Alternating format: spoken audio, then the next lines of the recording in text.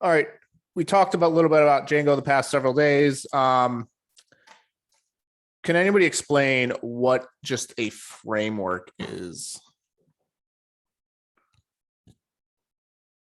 Doesn't have to be specific to Django or anything, but It's like a bunch of libraries together. so yeah, like a library can consist of a bunch of other libraries. So it's not necessarily, yes, Django does have a bunch of libraries integrated into it. But what else? It's like the structure of a program, like has all the tools necessary to build an actual program. Yeah, like the term structure that you used. Yes, it's essentially an ethos or a specific way of doing things. So it's not only related to software. There's frameworks for everything. I think like Dan Carmen, who's like the writer of the show Community, and I think like a couple other animated series, like there's a specific framework just telling a story, a good story. There's like, I forgot what it's called, like the 6-circle thing. It has to specifically meet these specific requirements to be a good story. So it's like a framework on how to tell a good story for a sitcom, for anything, a movie or anything like that. Django is also a framework. A bunch of developers got together and were like, hey, we think we know the best way to build full stack web applications. And we're going to build, like it's going to be structured in a specific way. It has to go in a specific order. Things like have to connect in a specific way. And we think that is the best way. Django isn't the only framework out there. There's plenty of other frameworks, specifically for like Python. Flask is another framework. Flask is a more lightweight framework compared to Django. Django has a lot of stuff. It does a lot of the heavy lifting for you. So all these developers got together and like, hey, all these full stack web applications need, pretty much all of them need these specific things. We'll build that for like the developer, just so they don't have to spend time on building this thing that is going to be pretty much everyone always has to build. So we're going to standardize it. And so developer can actually spend their time on actually building out features and the functionality of the full stack application. Any questions on that? All right, so let's go ahead and actually build out. Let's actually start building a full stack web application. Hey, Tom. Yep. Would you recommend coding along, or should we just be listening to you? You could code along, but if you get stuck, there's really not much I can do for you there. So I would say just watch right now, and then afterwards, you go ahead and do the tutorial afterwards. So that's what I would recommend. So I'm going to CD in the desktop, CP challenges, Papa challenges. I'm going to make a directory called just intro to Django. CD intro to Django. Great. So let's just keep on repeating this process. Can you all see my screen? Okay. Or should I zoom in a little bit? Is that better? All right, great. So we've already been doing this all week. So let's actually go ahead and create a new Django project. But the first thing we have to do is create a virtual environment. So Python-make venv. Again, a virtual environment just creates a little bubble in our machine that allows us to install different libraries and just kind of go hog wild on what we can install and what we can do in there without having it affect all the other parts of our machine, whether we're running applications on other ports and all of that. It doesn't affect the rest of our machine. So we're inside of a little bubble. So I'm going to source venv bin activate. There we go. So I'm inside my virtual environment. Let's go ahead and I'm going to install two things. I'm going to install pip install Django. So I'm installing Django, and I'm going to use a Postgres database right now, but you don't always have to use a Postgres database. You can always just use the built-in Django SQLite database, but I'll kind of show you what that looks like. So if I'm going to be using a Postgres database, I'm going to also have to install Scicom G2. PG2. So again, I only need to install Scicom G2 or Psycho PG2 if I'm using a Postgres database or an external database, but specifically, no, a Postgres database. All right. So I installed Django and Scicom G2.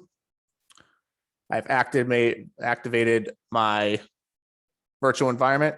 Now let's go ahead and create a Django project called my site. So I'm going to do Django -admin start project my site. And since I don't want it to be nested, I'm going to do that period. And now if I list everything out, I can see manage.py, my site, and v. But I forgot to reload this intro to Django directory into my VS Code. So I'm going to do that now. And when I do that, I'm probably going to lose, it's going to exit out of my virtual environment. So I might have to reactivate it. So here's my site. Here's my virtual environment. Here's my manage.py file. So I'm going to go ahead and reactivate my virtual environment. All right. So I've activated my virtual environment. So inside of our Django project, we have this ASGY file, this WSGI file, this WSGI, the settings, and this URL file. And we have this manage.py file. So I think we've mentioned in the past, the manage.py file is the entry point into our application or into our project. If we want to run migrations, run the server, do pretty much anything we want, and pretty much anything we want to do to interact with our Django project, we'll go through this manage.py file. And in here, we have this ASGY file and WSGY file. You don't need to know what these do. Essentially, it just allows, it kind of detects what server you're running, and it's your web server gateway interface. That's what it stands for. It just interacts with the server. So you don't ever have to touch these or anything like that, the WSGI file or the ASGI file. Then you have our settings file, and the settings file has all the settings for our Django project. So this is where we'll have our all installed apps, any middleware, templates. Looks like our database, this WSGI application, global variable, passwords, auth passwords. So if you can read through it and be like, all right, what does this password validation do? It looks like Django already has some built-in password validators as well. So it might validate passwords for our Django project, and just other settings that we can mess around with. And we'll get to that later on next week or early in a couple of weeks. And then we have our URLs file. When we actually visit a URL, this is where it goes to. When we visit like admin, www, whatever admin / it'll run this property or run this method and do something, but we'll cover that later. All right. So with that, let's actually run this server. So if I wanted to run this server, I can run Python manage.py run server, one word. And when I run that, It's going to say some migrations that haven't been applied. That's totally normal. So it says watching for file changes with stat reloader. I don't know what that, I guess if I make any changes and save it, it will automatically reload the server. But it looks like it says you have 18 unapplied migrations. Your project may not work properly. That's okay. But it says Django 3.2.9 and starting development server on port 8000. So if I quit this and go to localhost :/8000, let's see what comes up. This is Django. This is the Django splash page when you get a Django project up and running. So we have an app up and running. So this is what's displaying when I'm running the server right here. You can see all the different GET requests that it's grabbing from the Django project, and it says the installed work successfully. Congratulations. You are now seeing this page because debug equals true in your settings file. You have not configured any URLs. Thank you. And it gives like links to documentation, the polling app, and that we're going to be doing, and the Django community, as well as any release notes. Any questions so far, just getting it up and running?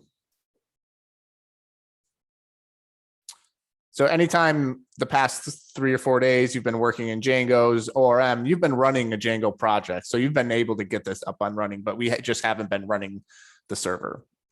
So I've got a Django project, but I don't have an app yet. So I haven't created a Django app yet. So in order to do that, I'm going to kill the server. I'm going to do Control-C, which killed the server. I'm going to clear the terminal, and I'm going to create a Django app called polls, which essentially just takes a poll. Like if you remember Twitter polls, or if I take a poll on Slack, it's like, what do you all want to eat tonight? Or what do you want to, what Zoom background do you want? And I can have like 4 different selections. I can click that and it'll take a poll that like what people voted for. So I created a Django project. Now I need to create a Django app. Does anybody remember the command to creating a Django app? Python manage.py start app, and then whatever name.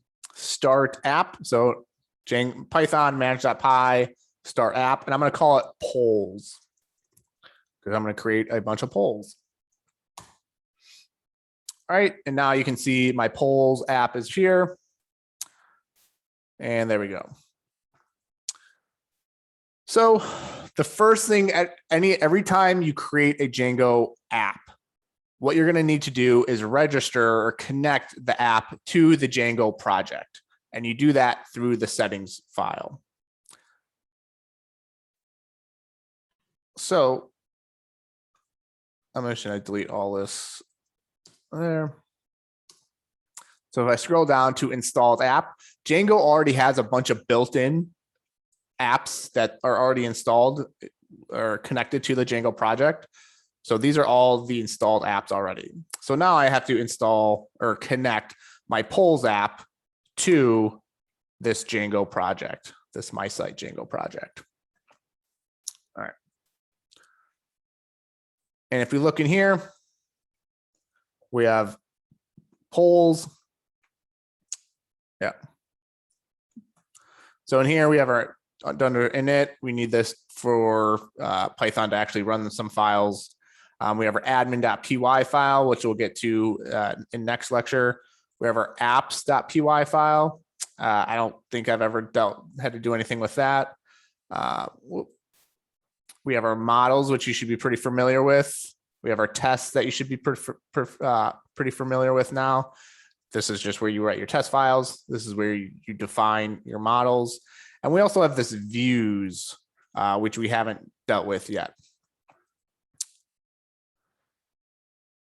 But with that, I'm going to kind of quickly show you what happens when I run this server. when I'm like actually running a Django project. So what happens is when I start the server and what's displayed on this screen, it goes through this WSGI file. So it just turns HTTP requests into Python objects. And then it goes to our urls.py file or our router. So if you look at when I run that Python manage.py run server, and I just hard refresh that. It's running. It goes to our urls.py file, but it goes to the Django project URLs first. So here's my Django project URLs file. I'm going to delete all that. And it comes over here and it looks for a route that comes after this 8,000 /. And in here, it doesn't have anything yet. It just has this admin, and you can go to the admin and see what that looks like, but we'll do that in a later lecture. And so it goes to the urls.py file. And once it goes to the URLs, the Django project URLs file, if we wanted to, we can direct it to go look at the Django app URLs file. But if we look right here, there isn't a Django app URLs file. So we're going to have to create it. So if we want to create it like so, we're in our Django project or a Django app. So it comes here, goes to the Django project URLs file. And it, again, as I just mentioned, if we wanted to, we can route it to look at the Django app urls.py file, which we haven't created yet. So I'm just going to go ahead and create in our Django app polls a urls.py file.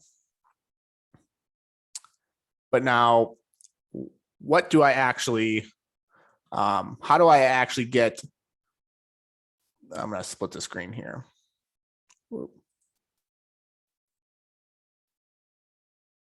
There we go. So on the right-hand side, I'm in my Django project URLs file, but I need to have it look at the Python, or I'm sorry, the Django app polls URLs file. And in order to do that, I need to import include, and then I'm going to include this path called polls because I want it to look at the polls app.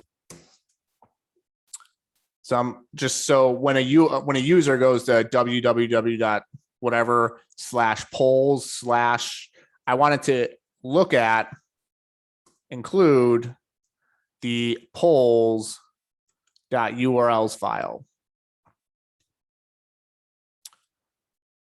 So now if I come here and go to /polls like that, I don't know if you can see that, and I go there, it's going to throw an error. But what it's doing is coming here in the Django project URLs. It's like, hey, we found a match polls right there, right here in the URL polls. Now go look at the polls URLs file. So now I'm here in the polls URLs file. So I need to create more URLs for that. I'm just gonna.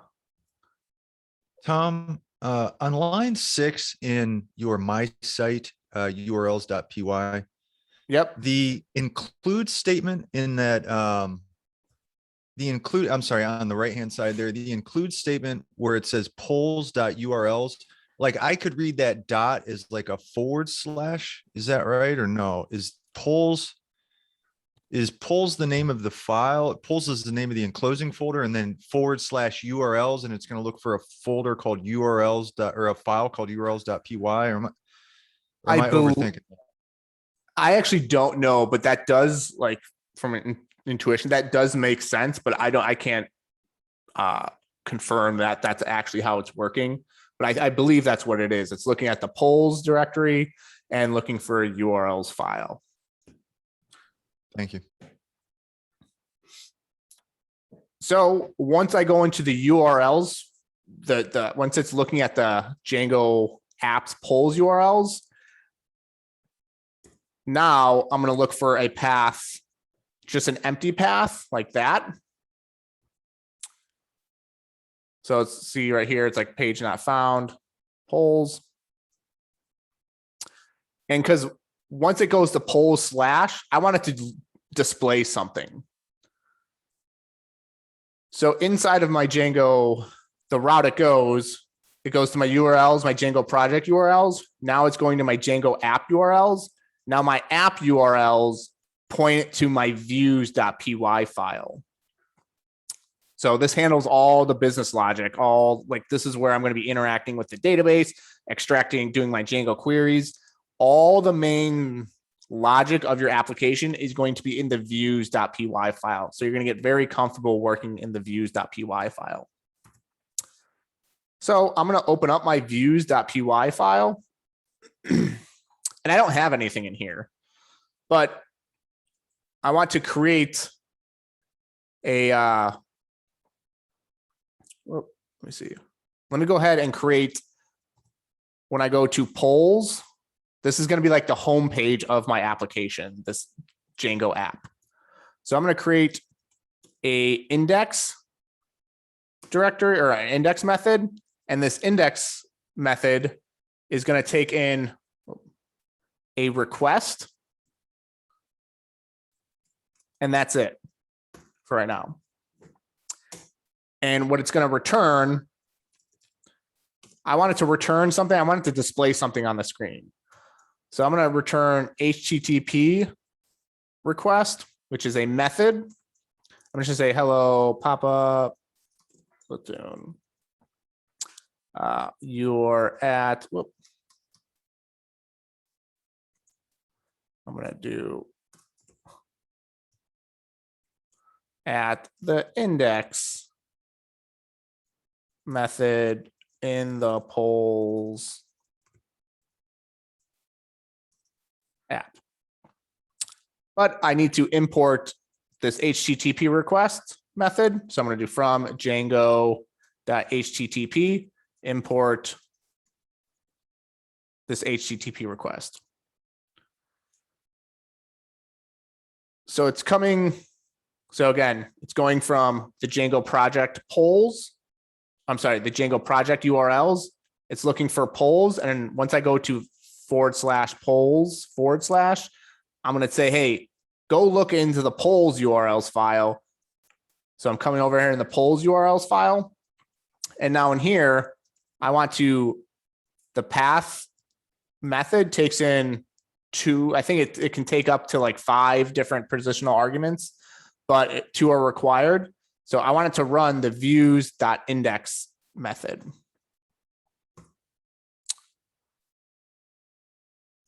And I'm also going to do name equals index. So I'm going to try to run this index method, but I need to import it in here as well. So I'm just going to do from period import everything in the views method and everything in the views file.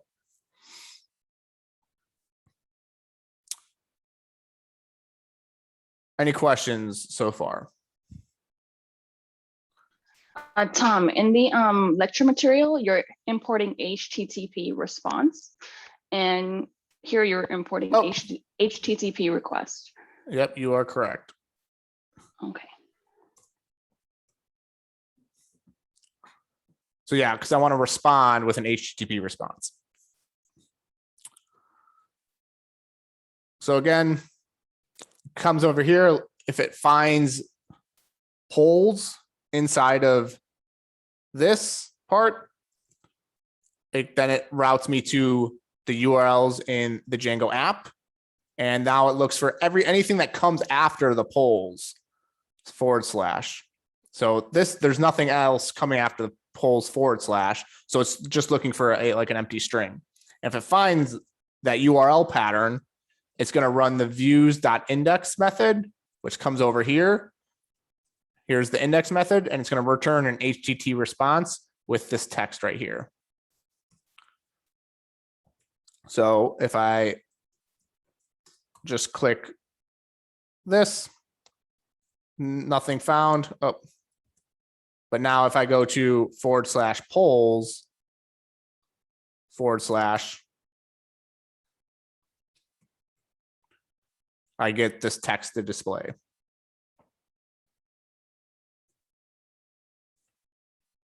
Any questions?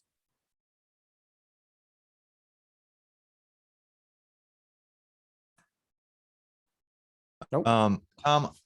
This is probably really obvious, but on line 5 on urls.py from the polls, the name is just going to be the name of whatever, like it's going to be the name of the function, right? So views.index and then the name of that function. So you're just kind of like repeating index again. Yeah, so this I'm going to talk about later on, but this is essentially, it's called a named route. And I'll cover that. I don't need this to run, but I'm adding it there. So if I remove that and refresh it, it'll still work. But once I actually get to writing like HTML, this name index is going to save me a lot of time. Thank you. Yep. All right. So here, again, I came in here, went to the urls.py files. I first started in the project URLs. Then I went to the Django app URLs, which I had to create. And now the Django app URLs is pointing me to the views and telling me what view method to run. All right. I may have missed this. Is there a why as to why we do the app URLs and the project URLs? Is it just so that each app has its own kind of subfolder that divides it out? Yep, because a Django app, or I'm sorry, a Django project can have many apps. So you can have a bunch of different apps in addition to polls, and we can route them to which app to execute different logic, because it's almost like keeping each app kind of separate. So it's just kind of like the same way that we moved our classes into different folders, just to kind of keep things straight. It's not functionally, it's not necessarily required. It just keeps things more organized for us. Yeah, because if you think of like a Django project can have multiple apps. So if you think of like Amazon, if you think of Amazon as one Django project, and then Amazon has a bunch of different Django apps, such as like the consumer checkout, Amazon Alexa, Amazon Music, Amazon Prime, Amazon Photos, AWS. I'm sure they have a billing app. So these are all can be like different Django apps, and you want to keep that logic separate from one another. Okay, thank you. All right. Hey, Tom, I have another question. Yep. When you create an app, why isn't a url.py generated if you're always going to need it? I don't know. Because I don't know. But all right. That threw me off yesterday. I was like, this doesn't make any sense. No, yeah. Like and a lot of times, like, well, I'm always creating this. Why didn't they just like create one automatically? All right. So let's go ahead. So I've created my Django project, a Django app, but we haven't touched any models yet. So we haven't created any models. So we're creating a polls. So we need to have a question and an answer, or a choice, as you want. So I'm going to create a model question, and that inherits from the model directory or class. I'm going to have question text, and this is going to be models, going to be a char field, and this is all in the lecture today. Not max length. We'll just have that as, I'll just say it at 255. And also have like a publish date. You can actually publish date. And this is going to be a date time field and date published.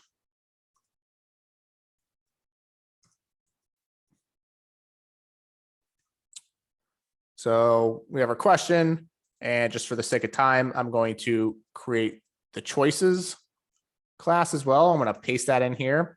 So we have a class choice, and a choice is related or belongs to a question. So we do models, foreign key, question, on delete, models cascade. So just in case I delete this question, I also wanted to delete all the choices. And we also have this related name choices. We'll cover what this is if you don't know already. We have the choice text and the number of votes, which is an integer field. All right. Questions about the models? Tom, we're going over, this is yesterday's tutorial, right? In the Yep. README. Yep. Okay. All right. So the first thing I'm going to do, I'm going to kill that server by doing Control C. I'm going to clear the terminal, and I'm going to go ahead and make migrations. So I want to migrate this. But the first thing I need to do is I want to use a Postgres database. So I need to create a database. So create DB. I'm going to call it polls. All right, polls already exists. Looks like I've done this one before. I'm going to drop DB polls. I'm going to create that database again. And now I'm going to clear the terminal. And I'm going to run Python manage.py make migrations.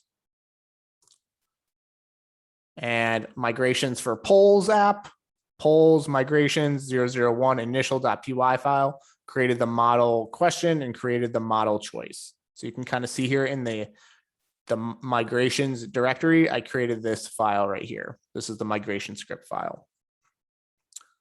Now I can do clear the terminal. Now I need to actually run that migration script to apply these models to my database. So Python manage.py migrate. I'm just going to migrate the polls app. So apply all migrations polls, applying polls 001, and I can either see PSQL polls. I can see what the hell?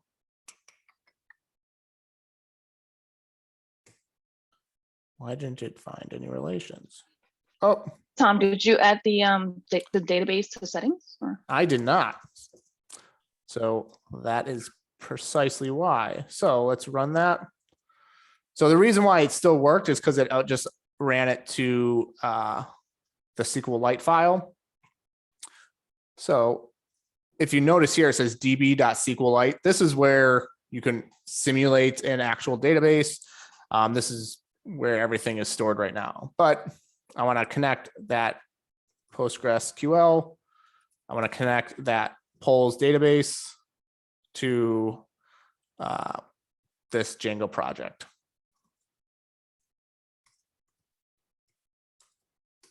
All right. So let's go ahead and run that again. Polls.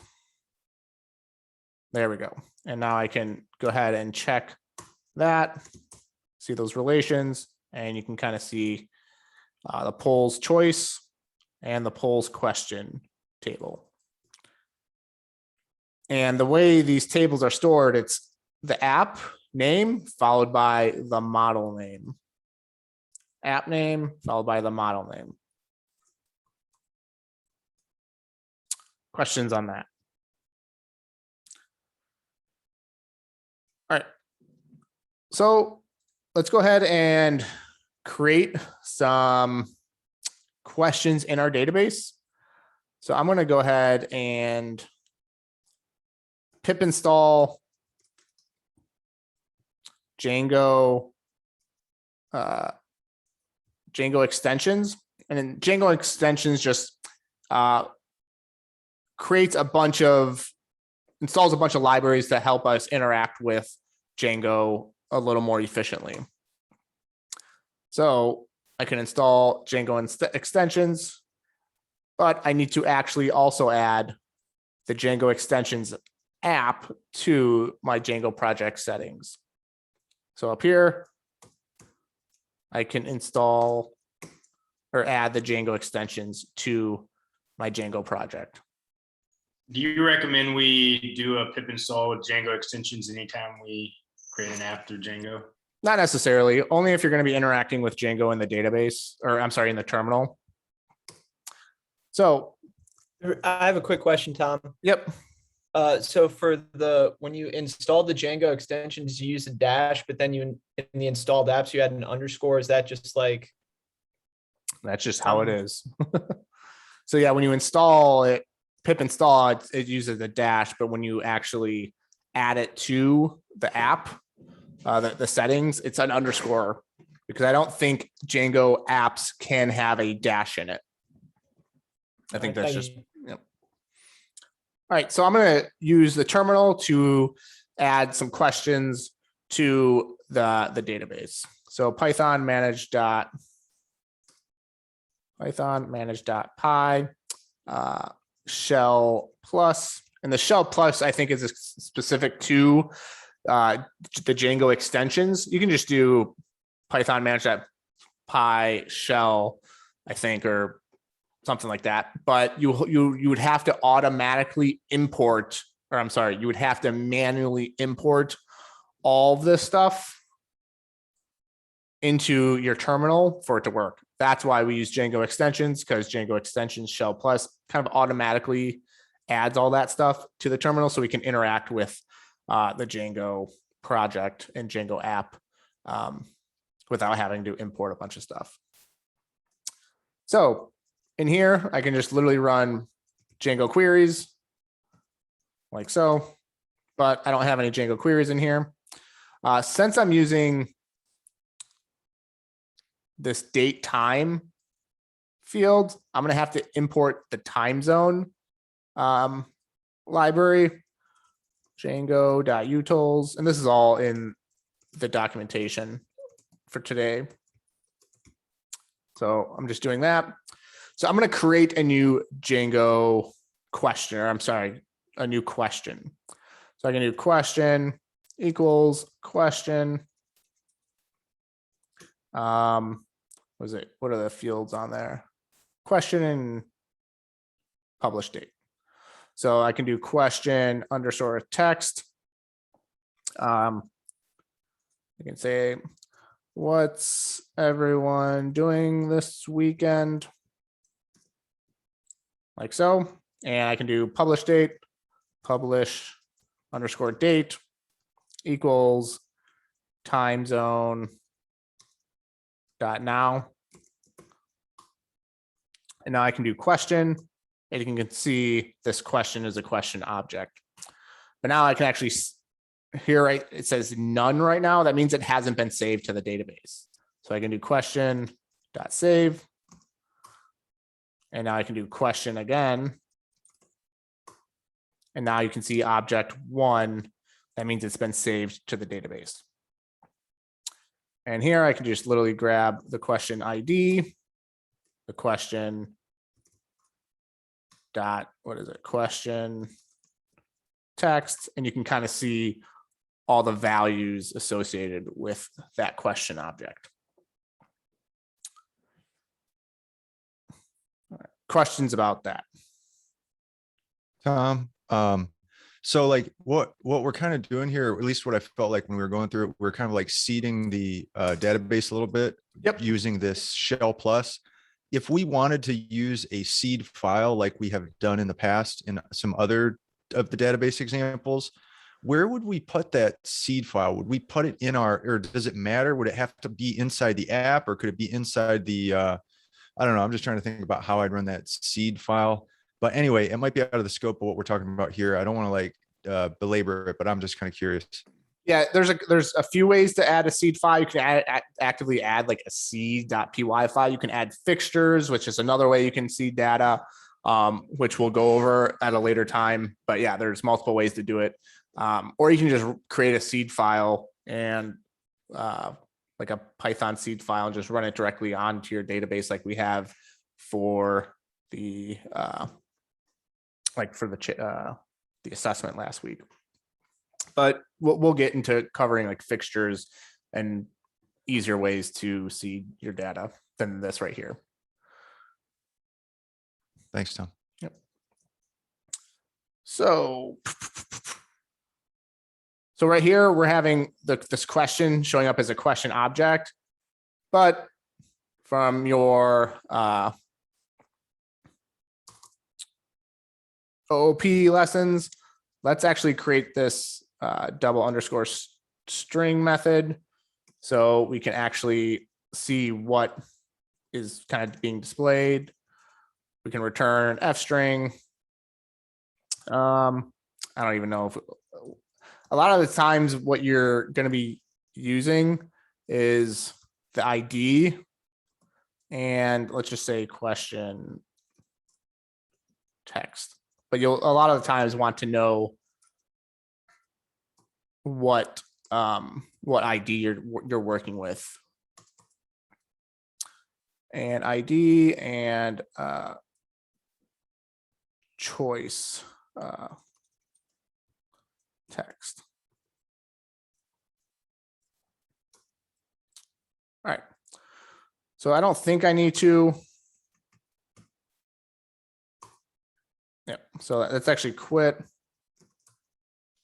and clear the terminal. And let's go ahead and run that again. And then do question dot objects dot all. And now we can see the question text like so. All right. So let's go ahead and try to, if I wanted to get the question choices, how would I go about getting this question's choices? So I've got this question right here. So let's actually assign it to Q1 for question 1. Now I can do Q1 again, and you can kind of see that's question 1. How would I go about showing the choices that question 1 has?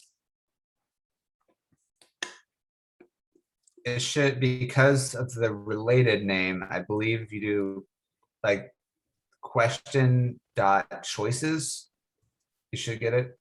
So question dot choices, I get query set object has no attribute choices. But if I do choices dot all, let's see, why isn't that now again? Choices Q1. I think it has to be 0. Like Q1 isn't Q1, it's a list of all of them. So if I look at that, that's a list of everything. So if I do Q1 equals question dot objects dot get, where ID equals 1. Let's see what that looks like. There we go. So if I do that again, Q1 choices dot all, I get a query set that's empty. So yes, that related name allows you to grab all the choices from this question model. So I do grab a question object, do dot choices dot all, and I can grab all the choices associated with this question. So it allows you to go back and forth. So let's actually go ahead and create some choices for us. We can do choice text. What's somebody doing this weekend other than coding? Sleeping?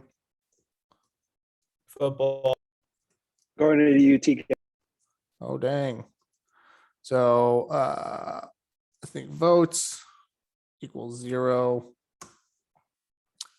So I've got Q1 choices. I'm sleeping this weekend. I heard watching football. I heard going to what? Going to the UT game. Yeah, football. Sweet. So I've got 3 choices there.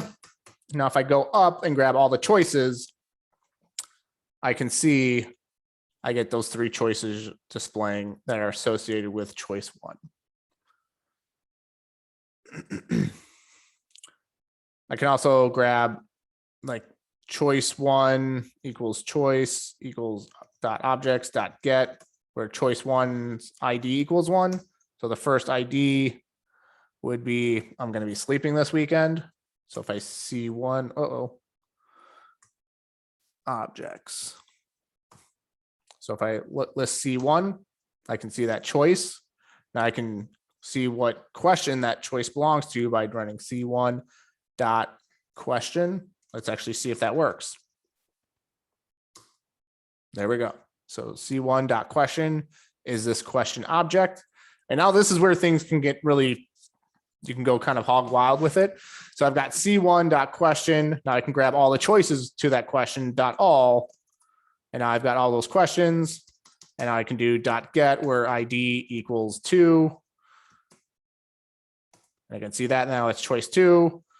And so you can start, like, as you can see, I've got C1, which is question 1. I'm grabbing that question object that question belongs to, or what that choice belongs to. And then from that question object, I'm grabbing all the choices, and now I'm getting the ID of 2. So just, you can really start going, you can start adding all that. So you can start going back and forth. Not that you'd want to do that for any reason really, but just showing how you can just add on these queries to one another.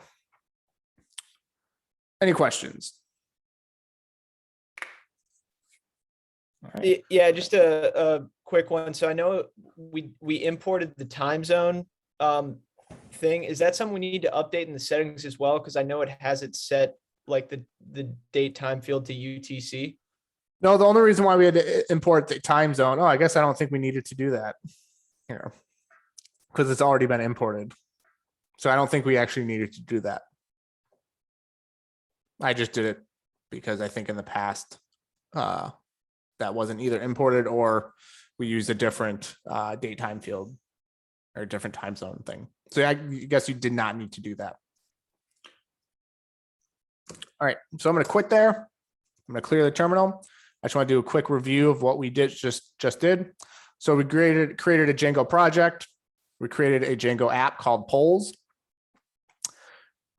We added polls to our Django settings. And in our Django project URLs, we added a polls URL. And we can call this whatever we want if we wanted to. So if I went to whatever we want and ran that server, and if I went to whatever we want / it would look at the polls. But just to keep things easily readable, we're going to /polls. And once we go to /polls, it tells us to look at the URLs file in the polls app. So we go to the URLs file in the polls app. And inside the URLs file in the polls app, here it says, hey, look at anything that comes after the / before or after polls. If it's empty, go into the views and look at the index that method. So it comes over here and looks at the index method. It found it and return this HTTP response.